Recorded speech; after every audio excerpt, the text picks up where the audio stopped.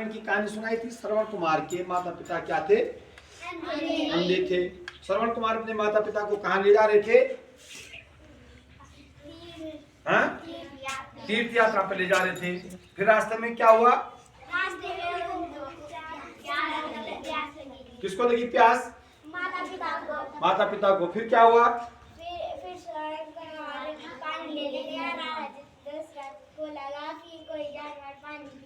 कोई जानवर पानी पी रहा है। उसके बाद क्या हुआ? शब्द भेदी बाण छोड़ा और वो बाण किस पे जा लगा? श्रवण कुमार पे। और उसके बाद श्रवण कुमार क्या हो गए? घायल हो गए, मर गए।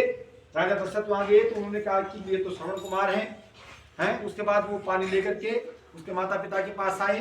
माता पिता ने क्या किया? उनको श्राप दे दिया कि जिस प्रकार से हम पुत्र वियोग में मर रहे हैं उसी प्रकार से तुम्हारी मृत्यु भी किस में होगी?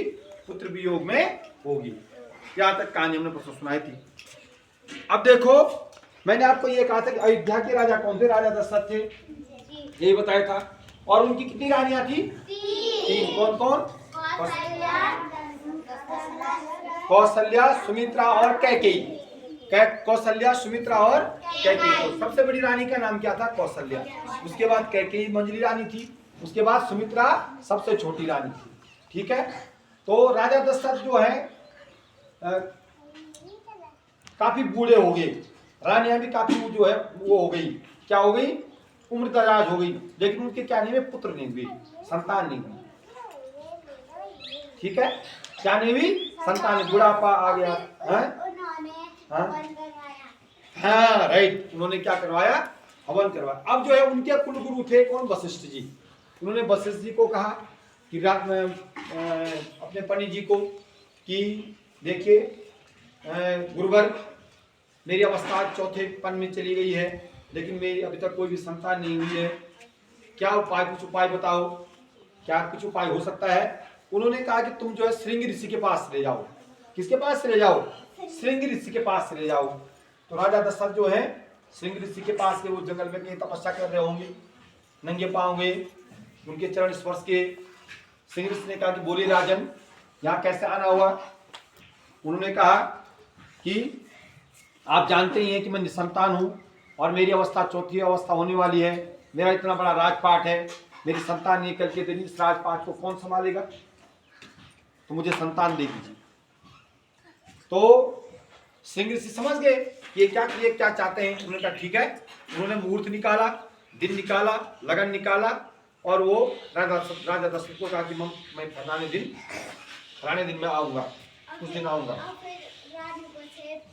हाँ, सेब खिलाए उन्होंने। तो क्या हुआ? उन्होंने उसके बाद क्या किया? राजा मैंने जगह जगह के विद्वान पंडित बुला करके अपने कुलगुरु की सहायता से, वशिष्ठ मुनि की सहायता से जो है उन्होंने हवन करवाया, पुत्रेष्ट यज्ञ करवाया। उसको बोलते हैं पुत्रेष्ट यज्ञ। पुत्र की कामना करने की कामना से जो यज्ञ किया जाता है उसको बोलते हैं पुत्रेष्ट यज्ञ। क्या बोलते हैं? पुत्रेष्ट यज्ञ कराया। ठीक है। आखिरी दिन जो है यज्ञ हवन से जो है क्या निकली? खीर निकली। क्या निकली? खीर निकली। और उस खीर को जो है उन्होंने कहा कि जो इनको जो है अपनी तीनों रानियों में बांट दो। ऋषि मुनियों ने कहा, वशिष्ठ जी ने कहा कि देखिए राजन, जो खीर निकली हुई है इस खीर को किस में बांट दो? अब तीनों रानियों में बांट दो। तो एक भाग सबसे बड़ी रानी को दिया, फिर एक भाग जो है मंझली रानी को दिया और एक भाग जो है सबसे छोटी रानी को दिया। बड़ी रानी का नाम क्या था? कौशल्या था। बड़ी रानी ने जो है अपने भाग का कुछ हिस्सा जो है छोटी रानी को और दे दिया। बोला कि तुम सबसे छोटी है तो और खाएगी, तू सबसे छोटी है तो क्या खाएगी? और खाएगी। ठीक है। इस प्रकार से तीनों को जो है वो खीर क्या कर दिया? बांट दिया। समझ में आ गई बात? और कुछ समय के बाद कहानी इससे आगे दूसरे दिन सुनाएंगे।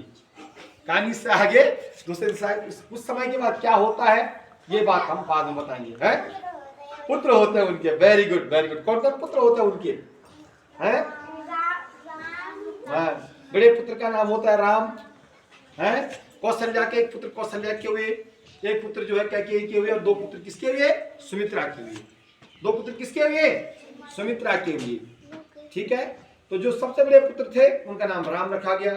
जो छोटे पुत्र थे मंझले पुत्र उनका नाम भरत रखा गया। जो तीसरे नंबर के थे उनका नाम लक्ष्मण रखा गया। और जो लास्ट नंबर के थे उनका नाम क्या रखा गया, शत्रुघ्न रखा गया। तो आज की कहानी बस यहीं पर, कल रावण की कहानी सुनाएंगे। हाँ रावण, ठीक है।